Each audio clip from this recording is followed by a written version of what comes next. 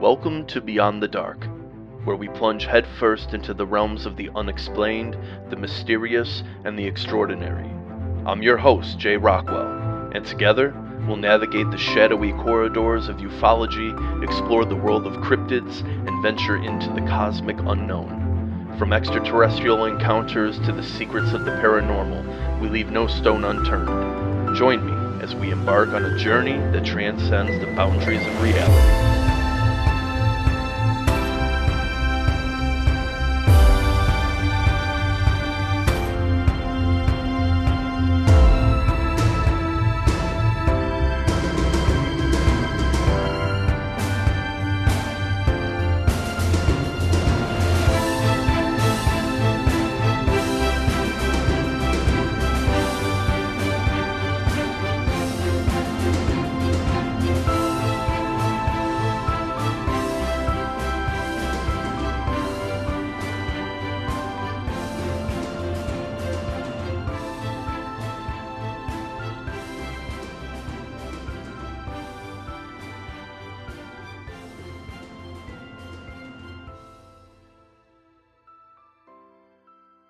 Hello, from the low valleys of Ohio, I bid you a good evening, good afternoon, and good morning, wherever in the globe you happen to be. This is another installment, I believe this is episode 9. Ooh, we're almost in the double digits. Episode 9 of Beyond the Dark. It is November 27th, 2023, and tonight we're going to be discussing exoplanets and the search for extraterrestrial life. E.T. Phone home. Hey, last week we had a good show. It was actually, I really enjoyed it, and I can't wait to do the next one of these. It was the first of many to come for cryptozoology, where we covered 5 of the most iconic cryptids in the world. And that included Bigfoot, Loch Ness Monster, the Mothman, the Jersey Devil, and the Chupacabra. Okay, I'll stop being weird. I'm sorry. Chupacabra. Yeah. So, thank you for everyone who came out last week. It got a good reception, and yeah, we're going to do another one, and I'm going to cover another 5, maybe even 7. We might pick it up for the next one. Remember, Beyond the Dark is available now on Deezer, TuneIn, Radio Public, Pandora, Listen Notes, Spotify, and Google Podcasts. Oh yeah, Amazon Music. We have the Discord open and our Facebook community page. Come and be a part of the community if you want to hang out. We have daily news bits, at least 2 a day. You get 1 in the morning and 1 at night, presented to you as I present them on the show. Remember, folks, I'm taking all stories, experiences, encounters, and questions to my email, beyondthedarkradio@outlook.com. Please hit me up. We got next, what is it, Thursday, I think? Yeah. We have Phantom Frequencies Volume 2 premiering at 10 p.m. Eastern. Be there or be square. I will be reading stories and submitted by you lovely listeners. And I will also be reading some Thanksgiving-themed haunted tales. So be sure to check it out, okay? It's going to be a good time. We got just a few days. We're just a few days away from it, so come hang out. I want to shout out all my coffee supporters. I start the morning off every day with the freshest cup of coffee, thanks to Michelle, Afros Animation, and Sky Eyes. All right, folks, we're going to jump right into it. I got some news bits for you, so let's get it going. You are listening to Beyond the Dark with Jay Rockwell. And here's what's in the news. Today we're diving into something truly out of this world. You know, from the historic Apollo missions to the upcoming Artemis program, NASA's not just taking giant leaps, they're redefining moon landings. So what's new with Artemis? Well, it's all about exploring the moon like never before. Imagine larger landers, beefier engines, and both human and robotic missions exploring uncharted lunar landscapes. Cool, right? But with great power comes great responsibility, and in this case, greater challenges during landing and liftoff. Now, landing on the moon, that's no small feat. Picture this. You're descending to the lunar surface, battling the moon's gravity with rocket engines in an environment that's nothing like Earth. Low gravity, no atmosphere, and this fine, dusty lunar soil that's pretty unique. Here's where it gets tricky. Every landing and liftoff stirs up this intense dance of dust and debris. Think supersonic gas plumes and high-speed rock ejections. It's not just a spectacular show, it poses real risks like navigation issues, equipment damage, and even cratering under the lander. But hey, NASA's not stepping back. They're stepping up with some serious tech. Over at NASA's Marshall Space Flight Center in Alabama, they've developed advanced simulation tools. These are like virtual reality for lunar landings, predicting how these landers will interact with the moon's surface. It's all about minimizing risks and keeping both spacecraft and crew safe. And guess what? They're testing these tools with data from the Apollo missions. Like, they recently simulated the Apollo 12 landing, and the results were spot on. These simulations, run on NASA's Pleiades supercomputer, took weeks and generated tons of data. It's like they're rewriting the manual for moon landings. NASA's gearing up for some groundbreaking lunar adventures with Artemis. Larger landers, new challenges, but also smarter and safer ways to explore our closest celestial neighbor.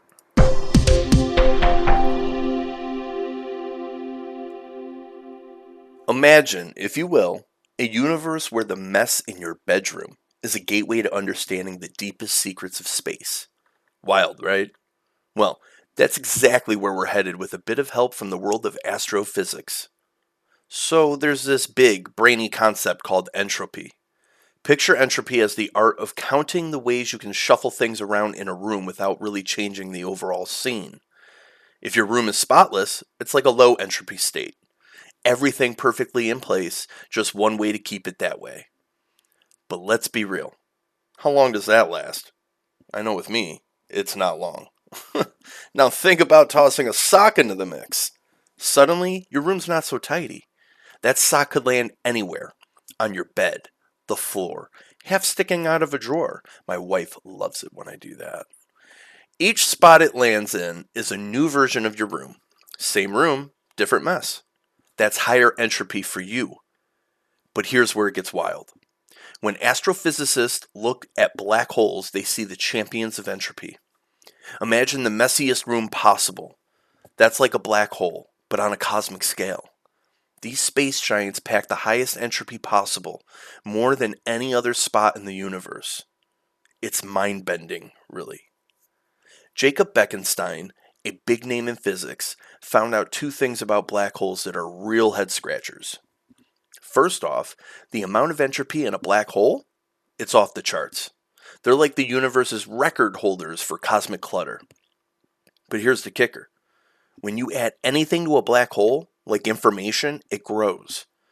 Not like most things where size and volume increase, but in a way where only the surface area expands. It's like if you ate a burger and only your skin got bigger. That's really weird, right? So, why do black holes behave like this?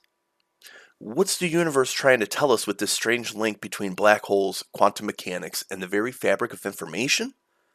It's a cosmic mystery that has scientists both excited and a bit uneasy. And that's your deep space brain snack for today.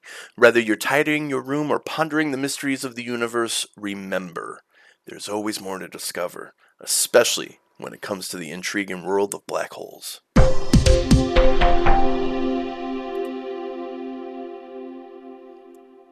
Ever wonder about the power of nature and how it can truly reshape our world?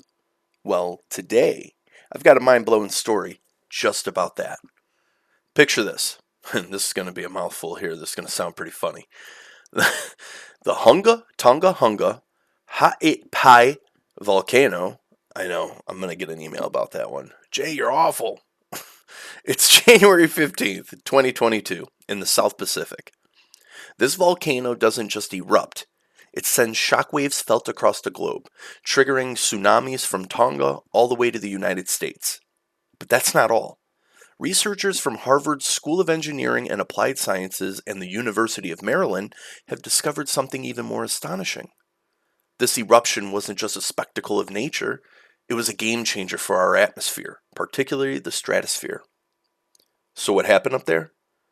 This volcano, almost like a gigantic natural experiment, blasted an unbelievable 300 billion pounds of water vapor straight into the stratosphere. That's the layer of atmosphere where our crucial ozone layer hangs out, by the way. And this event?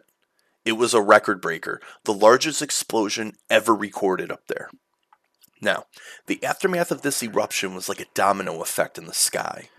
This massive water vapor shot up, changed the chemistry and dynamics of the stratosphere. Ozone levels dropped by up to 7% in large areas of the southern hemisphere. That's a big deal because the ozone layer is our planet's sunscreen, protecting us from harmful UV rays. The researchers, armed with data from NASA's ARA satellite, dug deep into this. They found that this eruption didn't just pump water vapor up there, it also led to a spike in sulfate aerosols. These tiny particles create a playground for chemical reactions that don't usually happen. And here's the kicker. This whole atmospheric shakeup didn't just alter chemical compositions. It even changed the temperature and air movement up there, affecting ozone levels in different ways across the globe. But the story isn't over yet. The scientists are keeping an eye on this, tracking how these changes evolve and what they mean for our planet's future. It's like nature has thrown us a curveball, and now we're all learning to adapt and understand. So next time you look up at the sky, just think about the incredible forces and reactions happening way above us. Nature's really got some tricks up its sleeve, doesn't it?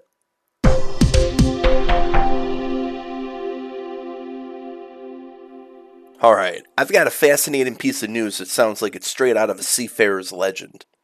You know those monstrous rogue waves we've heard in tales, towering high and threatening ships? Well, they're not just myths. Researchers have cracked the code on predicting these ocean giants, and it's all thanks to some smart AI and a massive pool of data. Let's set sail into this story. Picture this. Waves as high as 26 meters, the kind that could easily dwarf a building. That's what hit an oil platform back in '95 in the North Sea. It was like something out of a sailor's tall tale, but this time, we had proof. These rogue waves, once thought to be folklore, were real, and suddenly, everyone wanted to know more. Fast forward to now, and scientists from the University of Copenhagen and the University of Victoria have done something incredible. They've sifted through 700 years of wave data. That's over a billion waves, and used AI to create a formula that can predict these maritime monsters. This isn't just cool science, it's a game changer for the safety of ships at sea. Now, how did they do it? Well, they looked at all sorts of factors like ocean movements, water depths, and even data from buoys across 158 locations. And guess what they found? These rogue waves aren't as rare as we thought. They're happening every day, somewhere out there in the vast ocean. But here's the kicker. The AI didn't just crunch numbers, it learned from them. It figured out the recipe for a rogue wave, turning all that data into an equation we can actually use. It's like having a weather forecast, but for giant waves. And the findings? They're turning out our understanding of these waves on its head. Instead of one wave stealing energy from another, it's more about waves crossing paths and amplifying each other, a concept known for centuries, now backed up by hard data. For the shipping world, this is big news. With about 50,000 cargo ships cruising around at any given time, knowing when and where these rogue waves might pop up can help plot safer routes. And the best part? This research is open to everyone. It's not locked away in a scientist's lab. It's out there for authorities, weather services, and hey, even curious minds like ours. So, next time you hear a story about a monstrous wave, remember it's not just a tale. It's a part of our ocean's mysterious nature, now a bit less mysterious, thanks to some clever AI and centuries of wave watching.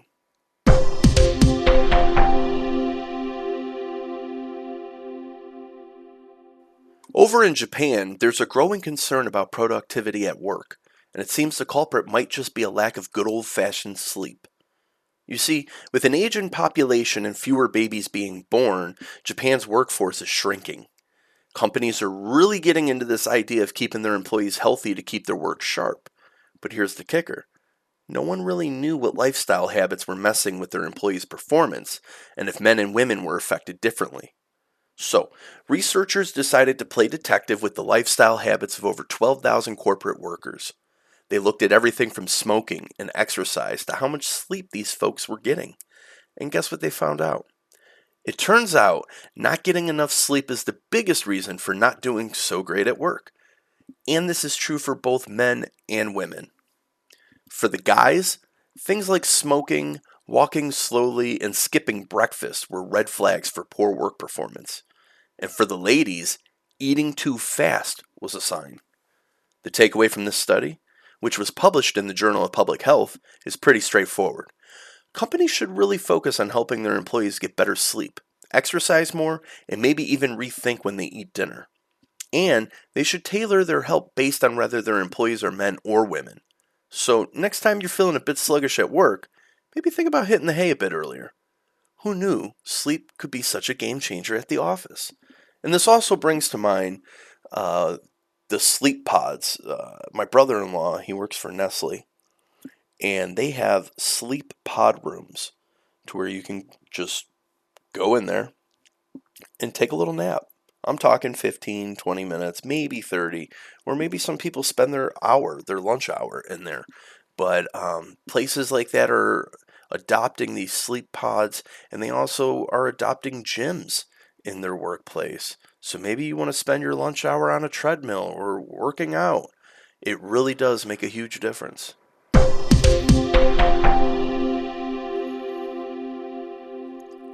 I've got something pretty cool to chat about here.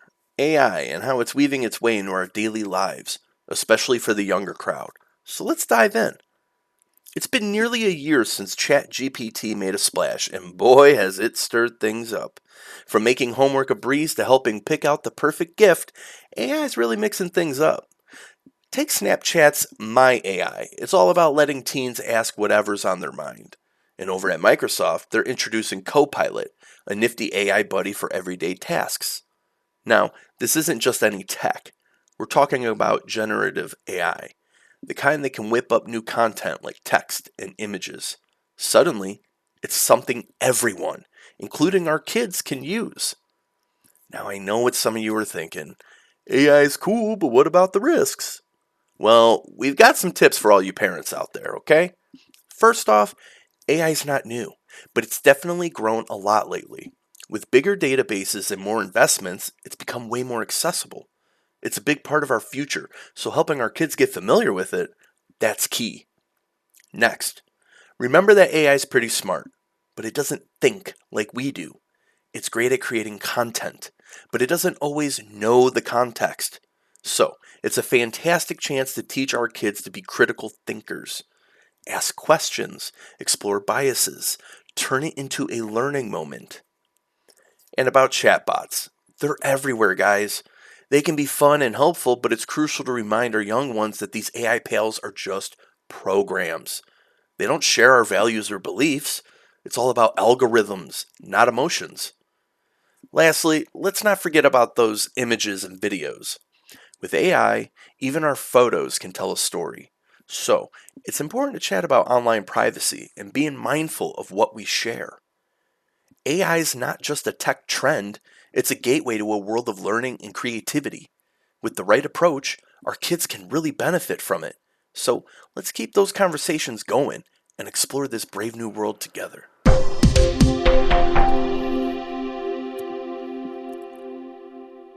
Have you ever wondered how spacecraft travel such vast distances in space?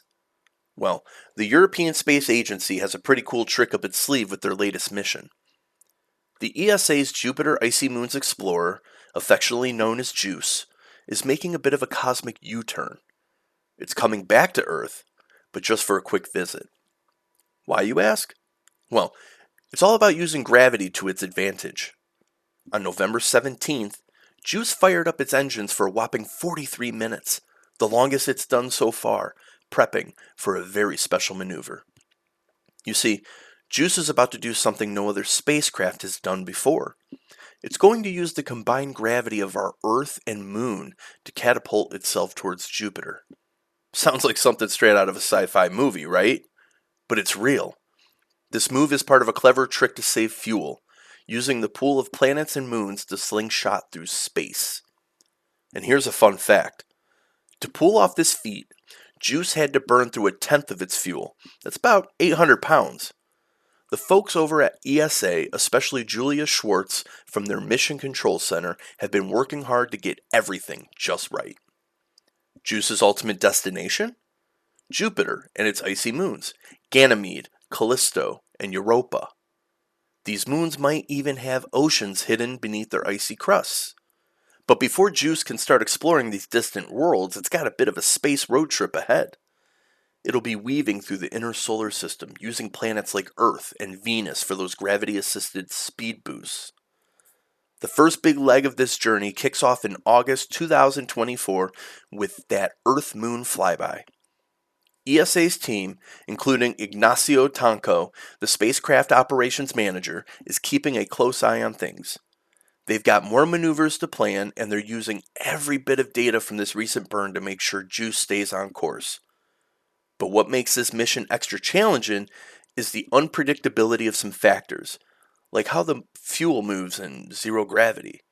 They've got estimates, sure, but space always has a few surprises.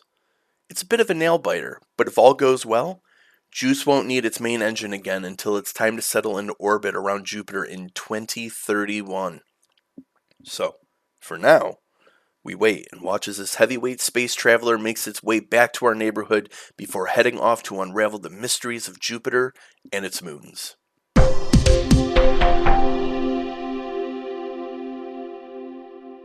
Have you ever thought about how much you actually look into someone's eyes when you're chatting with them?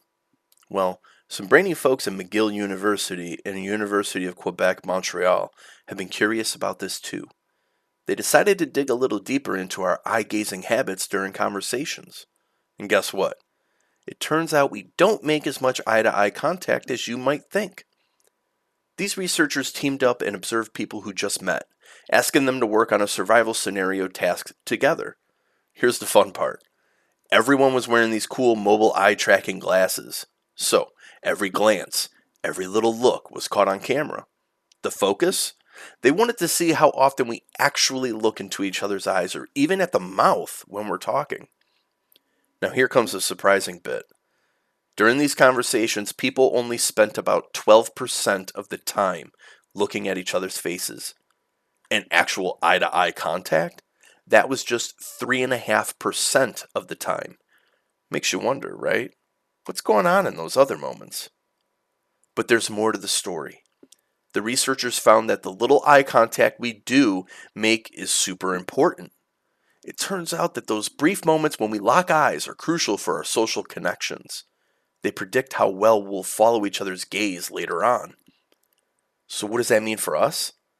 It's a reminder that there's more to our conversations than just words. Our eyes are sending messages too, even when we're not looking directly at each other. This study is just the start, opening doors to understanding more about our social interactions and what our gazes are really saying.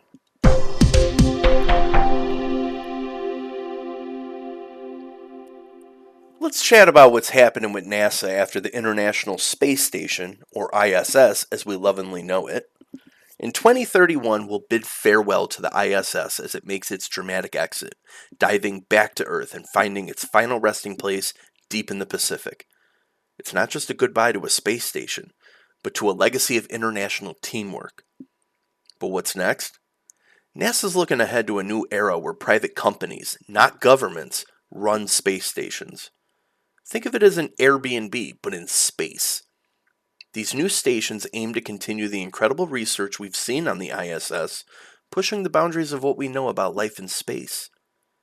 NASA's already investing in this future with a cool $415 million going to 3 U.S. companies to start dreaming up these new space stations. Blue Origin, NanoRacks, and Northrop Grumman are all in the game. But, like all great plans, there are twists and turns. Some companies are having second thoughts, and partnerships are shifting. Now, let's not forget NASA's ambitious Artemis program, aiming to get boots back on the moon. We're talking lunar landers, moon orbits, and even a new space station near the moon called the Lunar Gateway. All this while we're counting down to the ISS retirement. These future space stations won't be as massive as the ISS, but they'll be perfect for extended stays and some out-of-this-world research. The big question on everyone's mind: how will these stations make money? It's a tough one, with the ticket prices to space already sky high. The market for these stations is still a bit foggy. Space experts agree it's a risky business, but the potential is huge. We're talking private astronauts, in-space manufacturing, and maybe even space marketing. The European Space Agency is also jumping on board, teaming up with Axiom Space to explore what's possible in human spaceflight and science. NASA hopes these commercial stations start popping up around 2029, creating a seamless transition from the ISS era. They're not just looking at the current players, but also keeping an eye out for new, exciting entrants into the space station race. The bottom line? We need to keep our presence in low Earth orbit. It's vital for continuous exploration and keeping up in the cosmic race. But will these stations be financially viable? That's the million-dollar question. Or should I say, the billion-dollar question in space economics.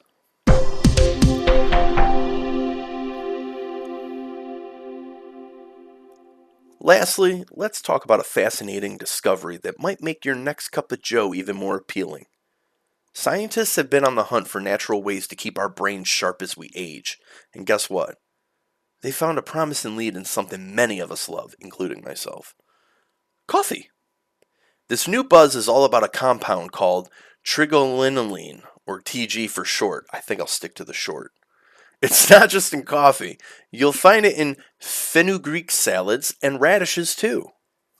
Researchers from the University of Tsukuba took a deep dive into how TG affects our brain, especially in terms of memory and learning about the world around us. So what did they do? They gave this TG compound to some Asian mice for a month. Then they put these mice through a test called the Morris Water Maze. It's kind of like a real-life memory game. The results? The mice that had their daily dose of TG showed a noticeable improvement in remembering and learning. The scientists didn't stop at just watching these mice ace the maze. They went microscopic to see what's happening inside the brain, particularly in a part called the hippocampus. That's like the brain's memory center. They discovered that TG was doing some complex stuff, like tweaking the pathways that help with brain development, energy production, and even reducing inflammation. Here's the cool part. TG seems to calm down brain inflammation and bump up the levels of feel-good neurotransmitters like dopamine, noradrenaline, and serotonin. So, next time you sip on your coffee, remember, it might just be doing more than waking you up. It could be helping keep your brain in top shape. And now I'm about to go grab another cup of coffee. Yum yum! And that concludes our news bits for the week of November 27th, 2023. We're going to go ahead and take a quick music break. When we come back, the main topic for tonight: exoplanets and the search for extraterrestrial life. Oh yeah. Shoutouts to Mixkit.co, who provide all the sounds and music that you hear right here on Beyond the Dark. Go and get you some royalty-free music. Are you interested in getting your music out there, promoting your music? Hit me up. Beyond the Dark Radio at Outlook.com. That's Beyond the Dark Radio at Outlook.com. Catch you guys in just a moment.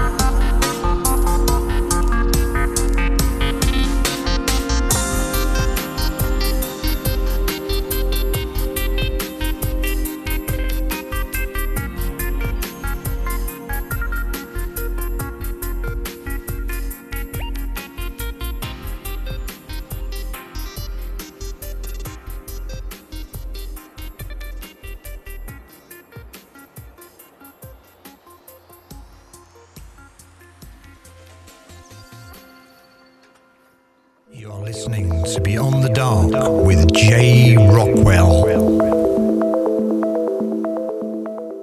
Exoplanets, or extrasolar planets, are like the distant cousins of our own solar system's planets, orbiting stars far beyond our sun.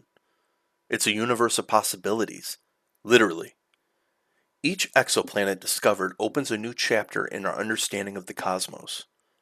Imagine the diversity out there. Rocky, Earth-like worlds, gas giants, maybe even water worlds. Kevin Costner, anyone? It's not just science fiction anymore, it's science reality. Our exoplanet exploration began in earnest in the 90s. The first confirmed detection came in 1992, and the field has exploded since then. As of my last check, over 4,000 exoplanets have been confirmed in our galaxy alone. That's thousands of new worlds, each with its own story, potentially holding the secrets to life beyond Earth. Now, let's spotlight a few of these cosmic wonders. First up, Kepler 22b.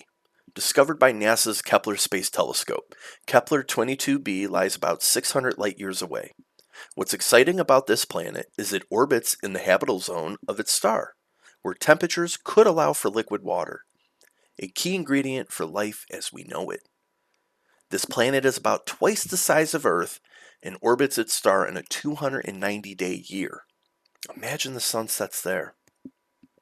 Next, there's Proxima Centauri b, our galactic next-door neighbor, just over 4 light years away. Orbiting the closest star to our Sun, this rocky exoplanet also lies within its star's habitable zone.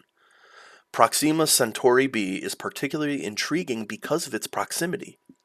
It's close enough that future generations might dream of sending probes, or even humans. The planet's year lasts about 11 Earth days, and it's tidally locked, meaning one side always faces the star while the other remains in darkness. What a sight that must be. And lastly, TRAPPIST-1F, part of a fascinating system of 7 Earth-sized planets about 40 light years away. Discovered in 2017, this system set the astronomical community abuzz because of the number of Earth-sized planets and their potential for having liquid water. TRAPPIST-1F, in particular, is in the right spot for potential oceans of water and has a 9-day orbit around its star. With a cool dwarf star as its sun, this system offers a glimpse into a very different kind of planetary neighborhood. But these are just a drop in the cosmic ocean.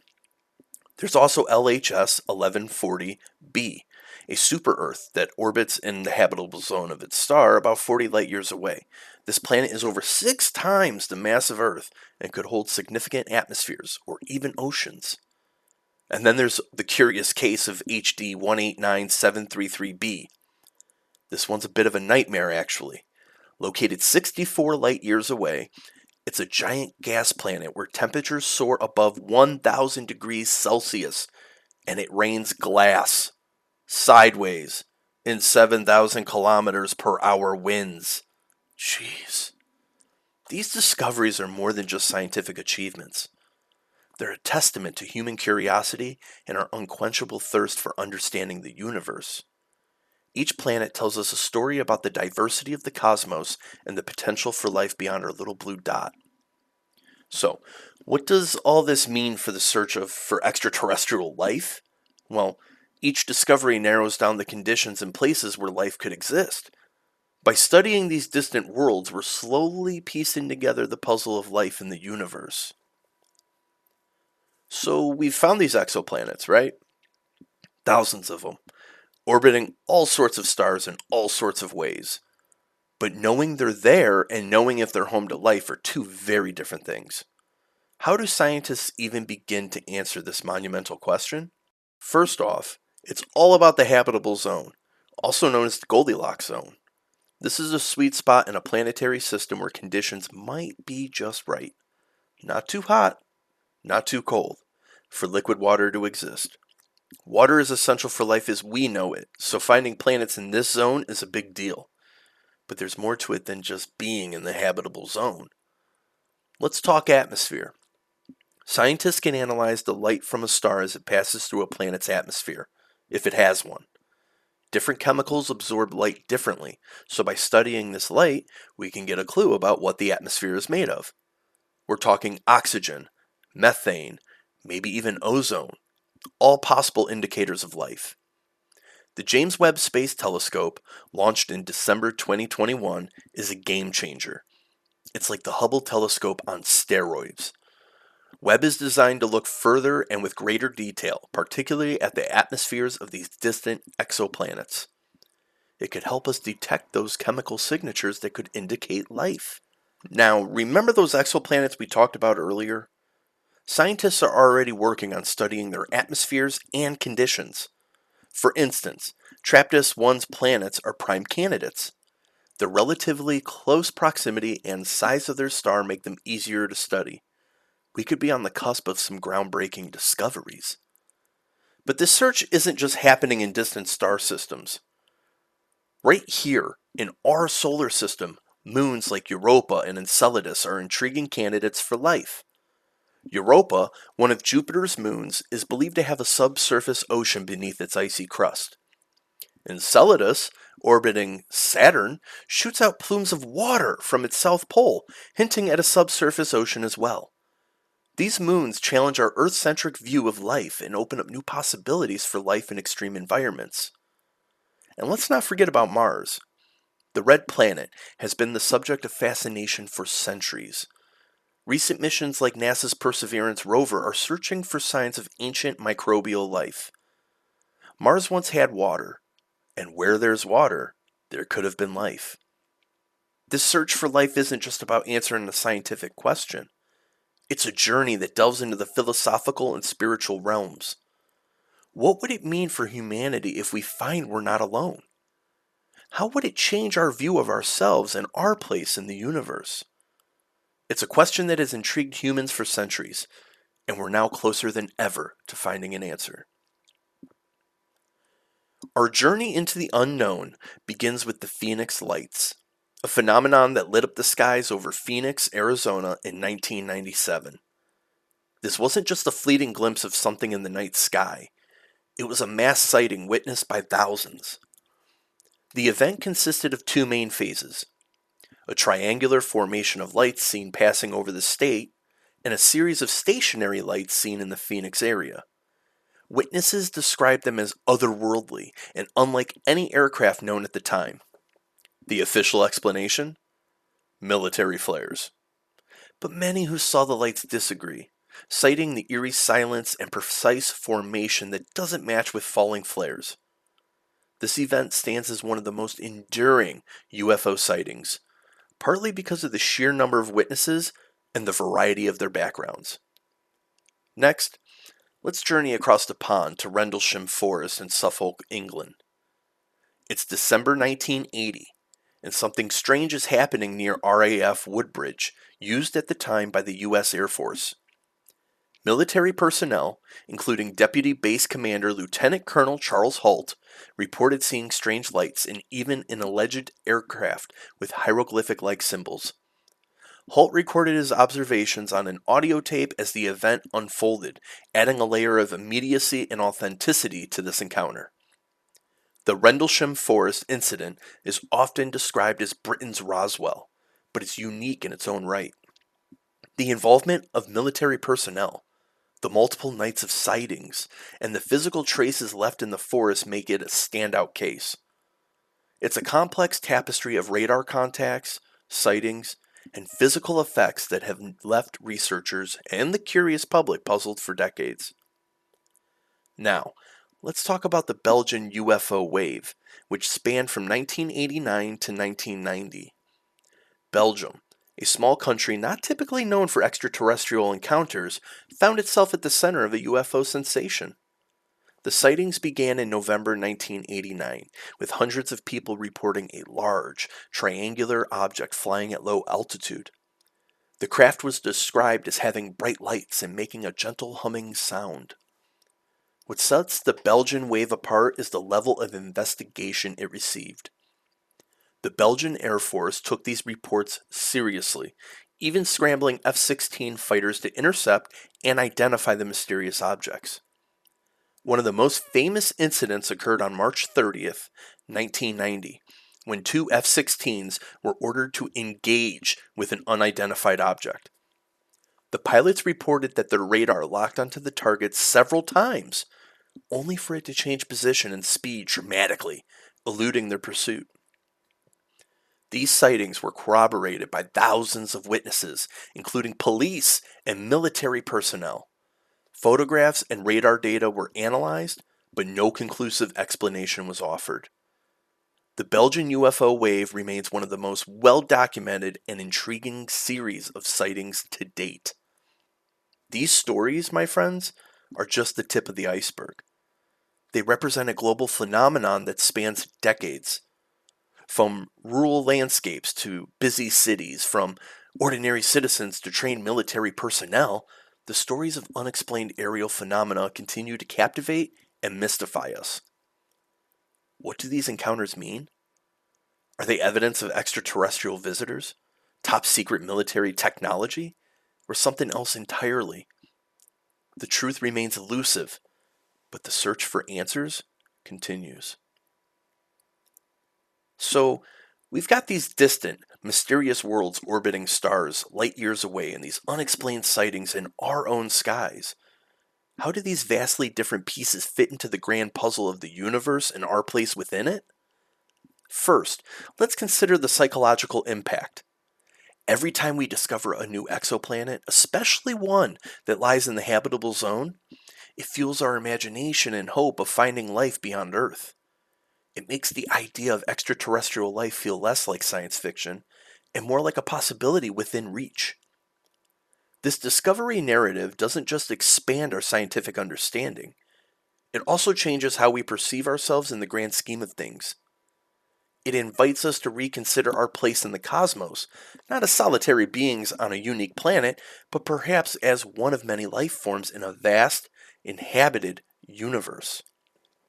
Now, juxtapose this with UFO phenomena and extraterrestrial encounters on Earth. These incidents, steeped in a mystery and often lacking concrete explanations, stimulate a different aspect of our curiosity. They bring the question down to earth, quite literally, making us wonder if we're not just discovering life out there, but if it's also coming to visit us here. These encounters tap into our deepest yearnings for contact and connection with beings beyond our world. The Phoenix Lights, the Rendlesham Forest Incident, the Belgian UFO wave. These aren't just stories. They represent a human experience that cuts across cultures and backgrounds. They speak to a collective curiosity and a shared wonder about the unknown. Each account, each witness, adds a voice to the chorus that looks up at the night sky and asks, who else is out there? Let's think about the advancements in technology too. As our tools for exploring the cosmos become more sophisticated, so does our ability to investigate and understand UFO phenomena. The same telescopes, satellites, and probes that help us peek into distant galaxies also empower us to scrutinize and demystify objects in our skies. This technological evolution is key in both detecting potential life on distant exoplanets and in deciphering the nature of unidentified flying objects seen much closer to home. Moreover, the interplay between these cosmic and earthly mysteries raises important questions about how we approach the unknown. In both realms, we grapple with the balance between skepticism and open-mindedness. The scientific method, with its demands for evidence and reproducibility, guides our exploration of exoplanets. Yet, the same rigor often clashes with the anecdotal and elusive nature of UFO sightings and encounters. How we reconcile these differing approaches speaks volumes about our evolving understanding of the universe and our willingness to embrace the unknown.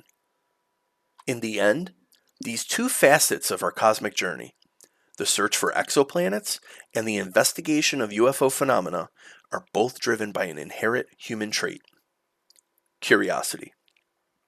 Our desire to explore, understand, and connect is what propels us beyond our own world, to look for others like us or, perhaps, unlike anything we've ever imagined. As we draw near to the end of our cosmic journey tonight, On Beyond the Dark, let's take a moment to gather our thoughts and emotions. We've traveled far, from the distant realms of exoplanets light years away to the enigmatic and unexplained phenomena in our own earthly skies. Now, let's contemplate what that means for us, the dreamers, the curious souls, the stargazers.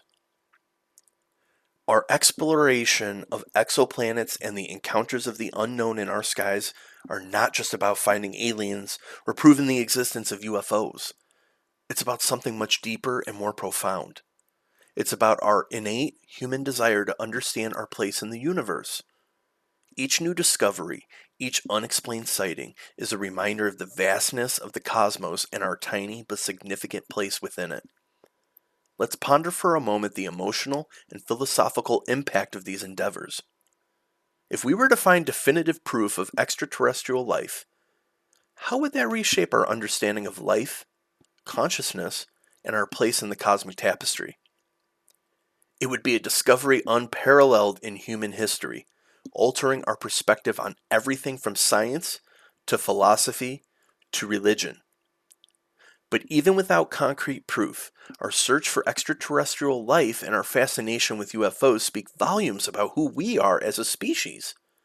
We are explorers and storytellers, weaving narratives to make sense of the unknown. We look up at the stars and see not just balls of gas burning billions of miles away, but symbols of hope, mystery, and the eternal human quest for knowledge. This quest is a journey that transcends generations and cultures. Think about it. From ancient astronomers charting the stars to modern scientists peering through telescopes, from the myths and legends of old to the UFO reports and movies of today, this is a story that we have been telling for as long as we've looked skyward. As we continue to push the boundaries of our scientific understanding, we also push the boundaries of our imagination. What kinds of societies could exist on these distant worlds? Could they be looking up at the night sky, wondering, as we do, if they are alone? These questions are more than scientific inquiries. They are reflections of our deepest hopes and fears about what it means to be alive in this universe. So, as we conclude tonight's main topic, I invite you to keep looking up, to keep wondering and dreaming. The search for extraterrestrial life, the fascination with UFOs and the unexplained, these are not just idle curiosities. They are expressions of our most profound nature as human beings, our need to explore, to understand, and to connect with the universe we call home. As you gaze at the stars tonight, remember that each point of light is a sun, a world, a story waiting to be discovered. And perhaps, in this grand dance, we are not just observers, but participants, writing our own chapter in the story of the universe. And that concludes tonight's special on exoplanets and the search for extraterrestrial life. I hope you all enjoyed it. We're going to give you the trivia question for tonight. Also, shout outs to Matt Hatter, who once again, the guy is on fire. I'm telling you, fire! He answered last week's question correctly. That is 3 in a row, bro. You are the man. Thank you so much for your participation. I can't tell you how much it means to me. So right now, for Season 1, Matt Hatter is in the lead with 30 points. Donald Adams is in second place with 10 points. Can you catch him? Let's find out. Tonight's trivia question is, in our cosmic exploration today, we mentioned the TRAPPIST-1 system, known for its fascinating group of exoplanets. How many Earth-sized planets are in the TRAPPIST-1 system, and what makes them particularly interesting in the search for extraterrestrial life? I'm going to repeat that question. And no, this is not a two-part question. I just need to know how many planets. Sorry about if I confused anyone. In our cosmic exploration today, we mentioned the TRAPPIST-1 system, known for its fascinating group of exoplanets. How many Earth-sized planets are in the TRAPPIST-1 system? The first person to email me the correct answer at beyondthedarkradio@outlook.com gets 10 points. We're doing them by season, and I believe our first season will come to an end. It's already going to be in a few weeks. So if you want to catch Mad Hatter, you better be on top of this from now till the end of season 1, where we will reveal the champion of season 1's Beyond the Dark. And then the winner will be able to request what they want the next show to be, or a show in the future, the near future. How about that? We'll make a deal on that. And then hopefully by season 2 or 3, we actually have some merch. I'm working on trying to get some designs for t-shirts, believe it or not, and coffee mugs. Who wouldn't want a coffee mug? BTD, baby. All right, guys, we're going to take another short music break, and when we come back, it's short story segment time. Short story segment time. We're going to be finishing Moonlit Shadows with the 5th chapter. I know, right? It's half the length of Harvest Moon, and that's exactly where it needs to be. Just keep them short. A short story is supposed to be short, not 10 chapters, Jay. Okay, so shoutouts to Mixkit.co, who provide all the sounds and music that you hear right here on Beyond the Dark. If you are looking to get your music featured on Beyond the Dark, please just hit me up, beyondthedarkradio@outlook.com. That is beyondthedarkradio@outlook.com. Catch y'all in just a moment.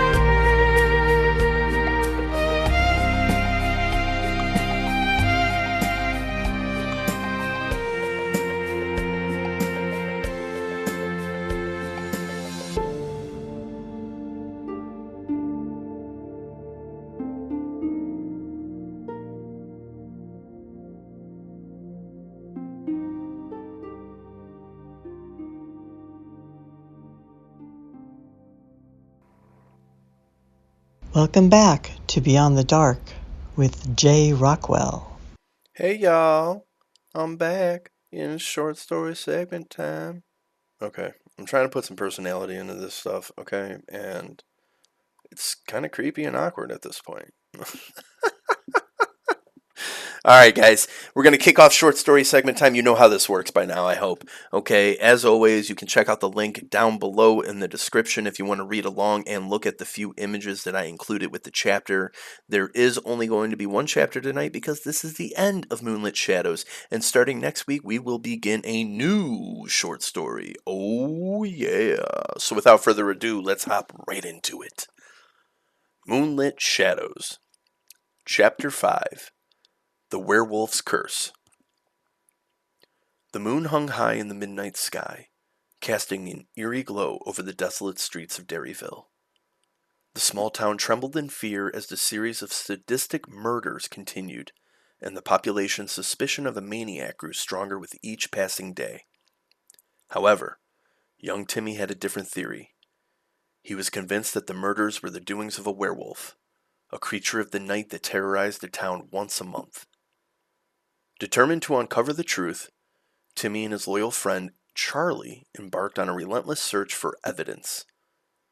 Their quest led them deep into the woods surrounding the town, where they stumbled upon a hidden clearing. In the center lay an old, weathered journal, the secret repository of a man named Samuel Carver, who had once encountered the werewolf. As Timmy and Charlie flipped through the pages of the journal, they discovered the grim history of the werewolf curse that plagued Derryville. The entries detailed Samuel's desperate attempts to understand the curse and find a way to break it. They learned of the creature's origins, a bloodline burdened with the curse for generations and the tragic consequences it brought upon the innocent. Armed with this newfound knowledge, Timmy and Charlie realized that the key to ending the werewolf's reign of terror lay in performing a centuries-old ritual. The journal revealed the specific steps required to sever the connection between the werewolf and its host, and the boys knew that they had to act swiftly before the next full moon arrived. With the secret journal as their guide, Timmy and Charlie gathered the necessary items for the ritual: silver knife, moonflower essence, and the incantation passed down through generations.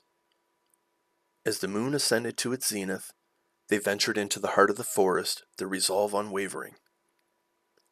In the moonlit clearing, the boys recited the ancient incantation, their voices blending with the rustling leaves and the hushed whispers of the wind. The ritual began to unfold, weaving a delicate web of magic and hope. And then, from the darkness, emerged the monstrous form of the werewolf, its eyes ablaze with hunger and fury. Timmy and Charlie stood their ground, the weight of the town's fear and their own apprehension pressing upon their shoulders. With hearts pounding, they confronted the beast, their silver knife glinting menacingly in the moonlight. A battle ensued, an epic struggle between the forces of light and darkness. In the midst of the ferocious clash, Timmy's gaze fell upon the vial of moonflower essence, a powerful tool they had acquired. With a burst of insight, he understood that the essence held the potential to weaken the curse's hold on the werewolf. Seizing the opportunity, he hurled the vial at the creature, splattering its face with the mystical liquid.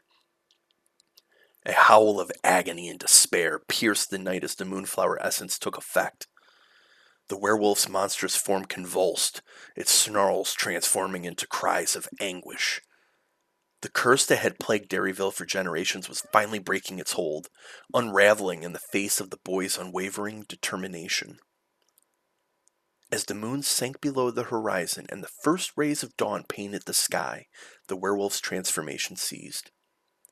Before Timmy and Charlie stood a man once consumed by the curse, now released from its clutches. The burden of guilt and remorse weighed heavily in his eyes as he realized the atrocities he had committed while under the curse's influence. With the curse broken and the werewolf defeated, Derryville could finally find solace. The town would remember the bravery of Timmy and Charlie, the young heroes who stood up against the terrors that lurked in the shadows. But they knew that vigilance was still required, for evil could manifest in unforeseen ways, and the darkness was never truly extinguished. And that concludes Moonlit Shadows, a short story that was loosely based off of Silver Bullet, Stephen King's Silver Bullet. If you haven't seen that movie, I highly recommend it. All right, folks, we're going to wrap up here. Remember to send all your stories, experiences, questions, anything, your encounters. I had someone email me a story that they had about out-of-body experience. Sweet! Send them to me. I can't wait to hear from you guys. I read every email. I respond to every email. So please let me know what you got going on. BeyondTheDarkRadio@Outlook.com. Remember, guys, we got our Phantom Frequencies Volume 2 coming up Thursday, November 30th. Also, we have the Discord and the Facebook community page. Just look below for the links and hit us up, okay? Be a part of the community. Lastly, thank you always to the coffee supporters out there. Michelle, Afros Animation, and Sky Eyes. I can't thank you guys enough. I appreciate you so much. Start the morning off every day with the freshest cup of coffee. We're going to go ahead and get out of here. It's been real. If you enjoyed this episode of Beyond the Dark, please hit the like button. Please hit the sub button. And please turn your notifications on so you can get pinged whenever I make a post or I go live. We go live every weekday, including Saturday, at 6:30 p.m. Eastern with an AB app, and then Sunday we take a break, and then Monday nights at 10 p.m. we do Beyond the Dark. So yeah, that's where it's at. Shoutouts to Mixkit.co for providing all the sounds and music that you hear on Beyond the Dark. I hope that you guys enjoyed tonight's show, and I hope all of you have a great night. Have a great week, and I'll catch all of you right here, same place, same time, next week, Monday night. Peace.